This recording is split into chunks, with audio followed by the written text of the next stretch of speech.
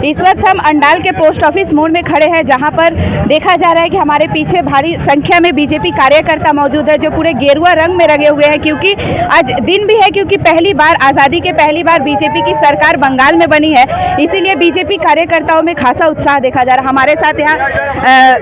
हमारे साथ यहाँ राखालदा यहाँ मौजूद है। राखालदा की बोलबेन आज के फार्स्ट बार আপনাদের বাংলার মুখ্যমন্ত্রী হলো শুভেন্দু অধিকারী, বিজেপি মুখ্যমন্ত্রী হলো, কি বলবেন?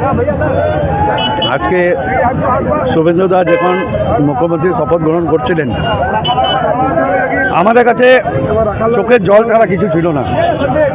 কারণ এই যে 50 বছর 60 বছর যে লড়াই, যেভাবে আমরা লড়াই করেছি, যেখানে বিজেপি ঝান্ডা মানতে দেওয়া হতো না, যেখানে বিজেপি ঝান্ডা মানার জন্য সেই ছেলেদের বাড়িতে তৃণমূলের গুন্ডা বাহিনী চলে যেত, তাদেরকে অত্যাচার করত, অনেককে মারা হয়েছে।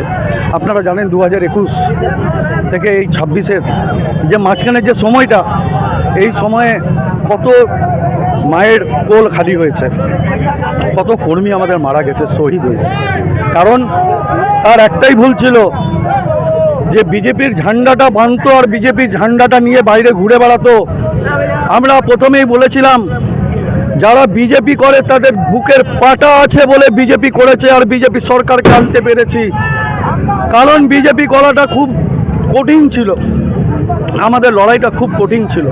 কারণ আমাদের লড়াইটা শুধু তৃণমূলের সঙ্গে ছিল না, একটা সরকারের সঙ্গে ছিল না, একটা জিহাদির সঙ্গে ছিল, একটা জিহাদি সরকারের সঙ্গে ছিল, যে কারণ যে পশ্চিমবঙ্গটাকে বাংলাদেশে পরিণত করার চক্রান্ত চলছিল। আমরা কিন্তু লড়াই করেছি। দেখুন, রাজনীতির লড়াই হয়, রাজনীতির মতো লড়াই হয়। রাজনীতি আসে, সরকার আসবে, সরকার যাবে, সরকার ভালো কাজ করবে। সরকার কাজ করা মানে কি, আমরা যে এমএলএকে পাঠাচ্ছি, ধরুন আপনারা আজকে যে ভোট দিয়েছে মানুষ, সমর্থন দিয়েছে বলে তো আজ বিজেপি সরকার এসছে, নাহলে কি আসতে পারতো? যে সরকার যে এসছে, সরকারটাকে আনার কারণটা কি? শুধু রাস্তাঘাট বানাবো তাই নয়, আইন বানাতে হবে, আইন শৃঙ্খলাকে ঠিক করতে হবে। আমরা যে এমএলএকে আজকে পাঠাচ্ছি সাংসদে, যে সাংসদে গিয়ে বলবেটা কি, করবেটা কি সে এমএলএটা সেখানকার ল অ্যান্ড অর্ডারটা ঠিক করার কারণ হচ্ছে তাকে আমরা যে আমাদের অন্ডালে ল অ্যান্ড অর্ডারটা কি পরিস্থিতি, রানীগঞ্জ বিধানসভা ল অ্যান্ড অর্ডার, সেটাকে তো গিয়ে সাংসদে বলতে হবে, সেটা পাস করাতে হবে।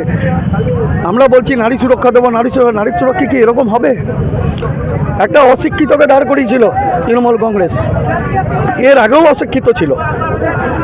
আপনি বলুন, আজকে বিহারীবাবু আছে এমপি, যে এখানকার আসানসোলের, পশ্চিম বর্ধমানের একটি কাজ করেছে, একটা সুরক্ষার কাজ করেছে, একটা ভালো কাজ করেছে, একটা হসপিটাল থেকে শুরু করে শিক্ষা ব্যবস্থা থেকে শুরু করে সমস্ত কিছু শেষ করে দিয়েছে। পুরনো কার্যকর্তা ছিলেন বিজেপিতে, তিনি ভয়ে ছিলেন, আজকে কি ভয়মুক্ত হয়ে গেছে? সম্পূর্ণ ভয়মুক্ত। আর বিজেপির ভয় নেই, আর ভয় দেখানো বলা কেউ নেই। যারা ভয় দেখাবে তারা কিন্তু সাবধান, একদম সাবধান। আমরা তৃণমূলের মতো নিজের হাতে আইনকে তুলে নেব না। আইন ব্যবস্থা নেবে, পুলিশ ব্যবস্থা নেবে, পুলিশ সক্রিয় হবে। যেভাবে তৃণমূলের দলদাস হয়ে কাজ করত, আমরা কথা দিচ্ছি পুলিশ স্বতন্ত্রভাবে কাজ করবে, দলদাস হয়ে কাজ করবে না। বিজেপি কিন্তু দলদাস বাড়াবে না পুলিশকে, আইনের মতো কাজ করবে। তার জন্য বললাম যে বিজেপি ভয়মুক্ত হয়েছে, কারণ পুলিশ আমাদের সঙ্গে থাকবে, সরকার আমাদের সঙ্গে থাকবে, প্রশাসন। যদি আমি কোনো কাউকে ভয় দেখাই, আমিও অ্যারেস্ট হব। আমার যেটা বিরোধী দলের শাস্তি হবে, সেটা আমারও শাস্তি হবে। কারণ আমিও কাউকে চমকাতে পারি না। আমি সরকারে আছে বলে আমি কাউকে চমকানো ধমকানো যেটা তৃণমূল করে এসছে, সেটা কিন্তু হবে না। এটা ভারতীয় জনতা পার্টি, সংস্কার পার্টি।